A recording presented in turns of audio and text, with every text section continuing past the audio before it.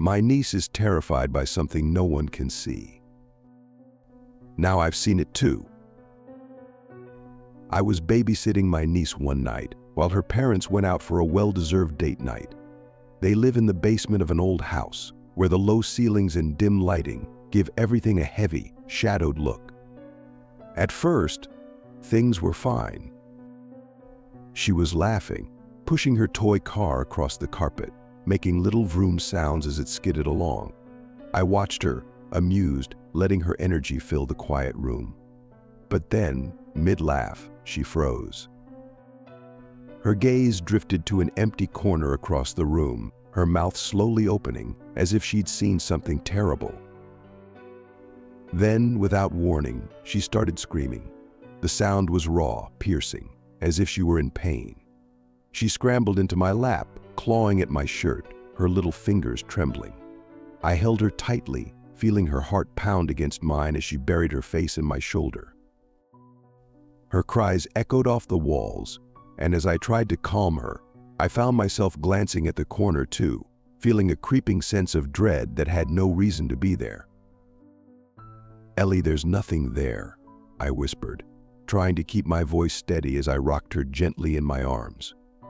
She clung to me, her tiny fists clutching my shirt as her eyes stayed locked on the dark, empty corner.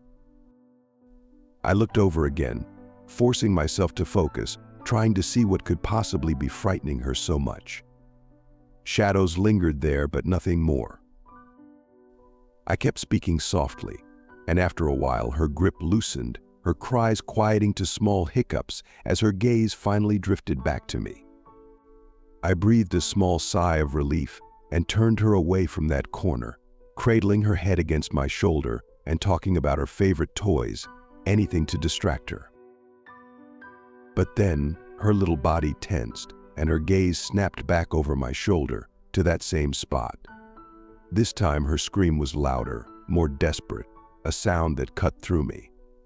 She struggled in my arms, twisting to look at the corner, as if something there was reaching out, pulling her in.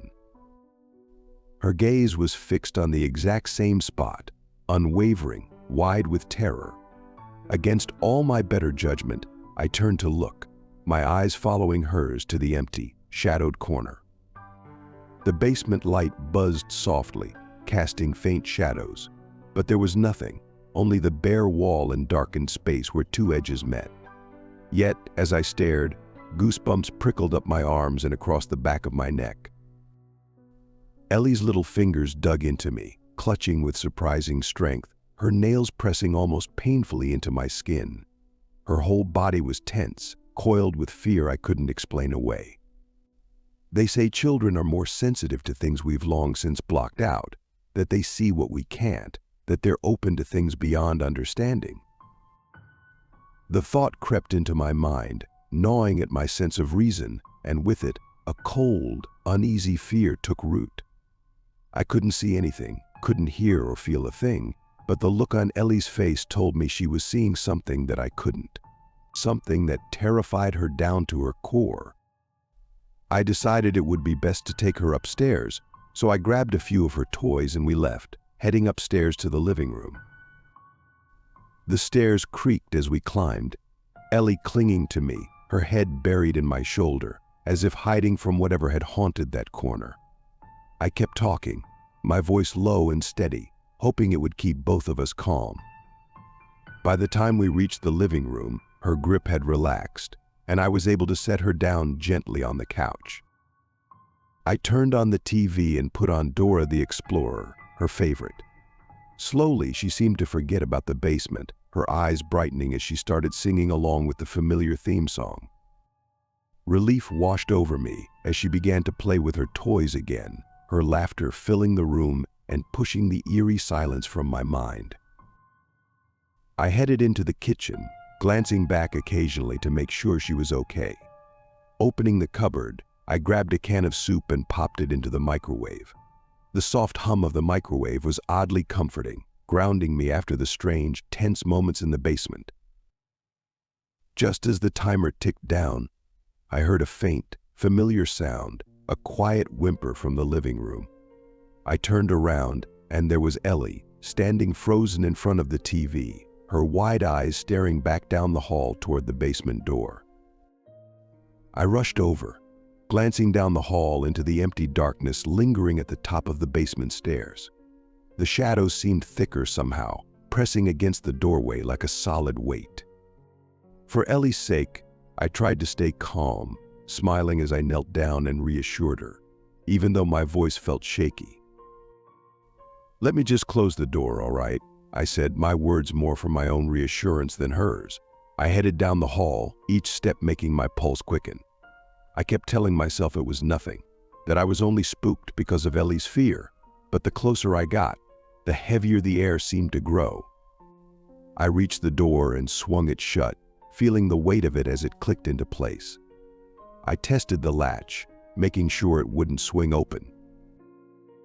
Turning back, I forced a smile, hoping she couldn't see the uncertainty in my eyes.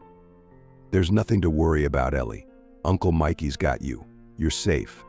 But even as I said it, a chill ran through me, the words feeling hollow.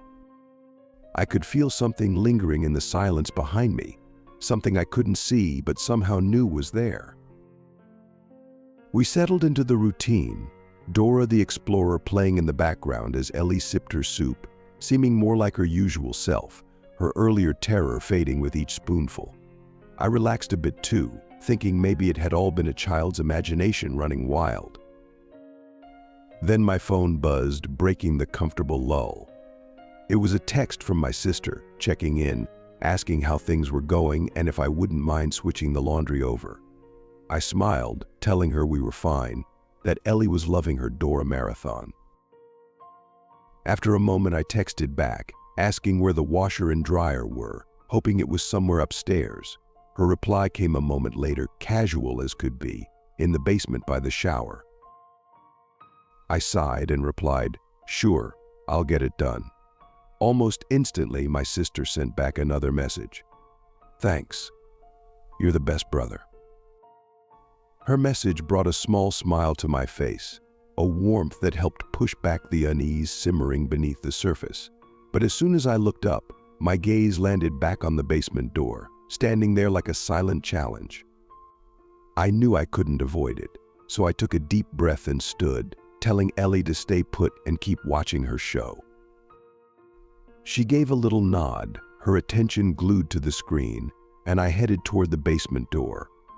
I opened it, stepping into the stairwell, and as I descended, that unsettling chill crept back up my spine, my skin prickling as though the shadows themselves were brushing against me. I tried to shake it off, telling myself how ridiculous it was, how there was absolutely nothing to fear. "Get a grip," I muttered under my breath, gripping the railing tightly. I was an adult, for crying out loud. The dark had lost its hold on me years ago, so why was I letting it crawl back now? Each step down felt heavier, as if I were walking deeper into some unspoken dread waiting at the bottom of those stairs. I flipped on every light switch I could find as I stepped into the basement, flooding the room with harsh, flickering light. The hum of the bulbs felt oddly comforting, like a barrier against the silence that had settled here. The shadows shrank away into corners, giving the basement an almost normal look. For a moment I managed to shake off the tension, focusing on the rhythmic task of moving damp clothes from the washer to the dryer. But then, just as I was nearing the bottom of the pile, a strange, uneasy feeling crept back in, sinking deep into my bones. Goosebumps prickled across my arms, and a chill slithered up my spine, like 1,000 tiny legs scurrying up my back. I froze, my fingers gripping the last damp shirt, my breath caught in my throat. The lights overhead flickered slightly, and the sensation grew stronger, heavier, as if something just beyond my sight was watching, waiting for me to turn around. I moved as quickly as I could toward the doorway, every step feeling like I was being watched, shadows stretching to reach me. Just as I was about to escape, a sound stopped me in my tracks, the unmistakable, slow rhythm of breathing coming from behind. My heart thundered, almost drowning it out, but the sound was there, steady, coming from the direction of the shower. I froze, every instinct telling me to run, but something stronger, curiosity, dread, something unnameable, held me in place. Slowly, I turned, my legs shaky, the adrenaline making my entire body feel like it might give out. And then I saw it, a figure, crouched near the shower in the dim light, a mass of pure shadow, darker than anything around it, a silhouette that seemed to absorb the darkness itself. It looked twisted, almost monstrous, something that shouldn't exist in this world. In an instant, it began crawling toward me, its movements jerky and unnatural, closing the distance with terrifying speed. A scream tore from my throat, and I spun around, racing up the stairs. Just as I reached the first step, something icy and firm wrapped around my ankle, yanking me back. I crashed onto the stairs, pain shooting through me, but I scrambled forward, clawing my way up, desperate to escape. I didn't dare look back, focusing only on reaching the top, my heart pounding louder than my own footsteps. I burst through the top of the stairs, slamming the basement door shut behind me with a force that rattled the walls. I collapsed against it, pressing my back to the door, as if my weight alone could keep whatever was down there from following. My chest heaved, each breath shallow and panicked, as I braced myself for the sound of something clawing or pounding from the other side. But there was only silence. "Uncle Mikey?" Ellie's small voice drifted over from the hallway. She stood there, watching me with wide, innocent eyes, clutching her favorite stuffed toy. Her expression was filled with concern, and she tilted her head. "Are you okay?" I swallowed hard, trying to force a smile as I pulled myself together. "Yeah, I'm fine, Ellie. Just got spooked by a big old spider." I tried to laugh, and she giggled, her laughter light and carefree. "Silly Uncle Mikey," she said, shaking her head, and her laughter drew a weak chuckle from me, too, though inside, I was still shaken to my core. I stood up, double-checking that the door was securely locked, then picked her up, holding her close. "Come on, let's go back to the living room," I said, my voice steadier now, but my grip on her tighter than before. The rest of the night passed without incident, but the silence felt heavy, as if something were waiting, lurking just out of sight. When my sister and her husband finally returned, I felt a wave of relief wash over me. I couldn't get out of there fast enough, but as I gathered my things, my sister pulled me aside. "How did it go?" she asked, her tone light, but her eyes searching. I forced a smile, saying it was fine, that Ellie was an angel, but she didn't buy it. She watched me closely, picking up on the tension I hadn't managed to shake off. "Did something happen?" She pressed gently, and after a moment I took a deep breath, feeling the weight of the night settle heavily on my shoulders. I told her everything, hesitating before recounting how Ellie had screamed at something unseen in the corner of the basement. As I spoke, I saw a flicker of recognition cross her face. My sister went pale, her gaze shifting uncomfortably, as she admitted that Ellie had done the exact same thing a few weeks before, freezing, staring, screaming as though she'd seen something no one else could. She had brushed it off as a nightmare, but now, with both of us having experienced it, the reality felt too close, too real. I hesitated, then asked if she'd ever experienced anything strange down in the basement herself. I confessed that while I was down there changing the laundry, I could have sworn I saw something, a shadow or figure lurking in the darkness. My sister's face tightened, her expression thoughtful, but she shook her head.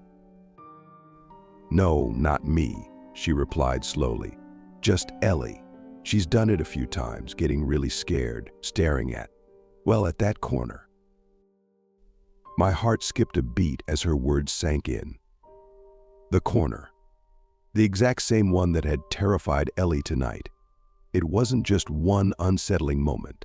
It had been happening over and over, and my mind raced, a horrible understanding dawning. Whatever Ellie had seen wasn't just in her imagination. It was something real, something hiding just beyond the reach of the light, waiting in the shadows of that corner. A strange, uneasy feeling kept me rooted in place as I wrestled with the urge to leave. Part of me wanted to run, put as much distance as possible between myself and that basement, but another part felt a deep, gnawing worry for my sister and niece. My sister reassured me, brushing off my concern, telling me they'd be fine. With a reluctant nod, I finally left, hoping that maybe I'd just overreacted, that it was my imagination playing tricks on me.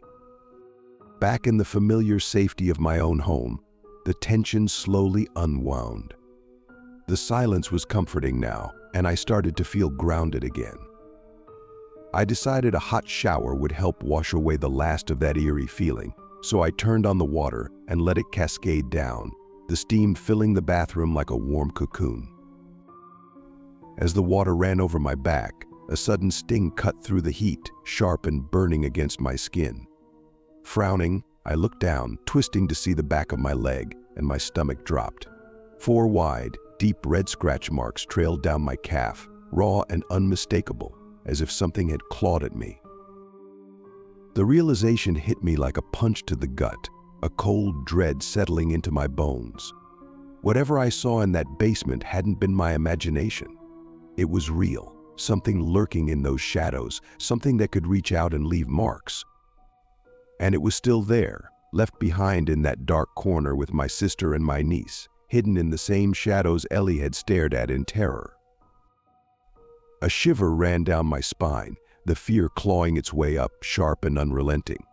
I wanted to believe it was over, that whatever had happened was just my mind playing tricks, but the evidence was there, raw and unmistakable, carved into my skin like a warning.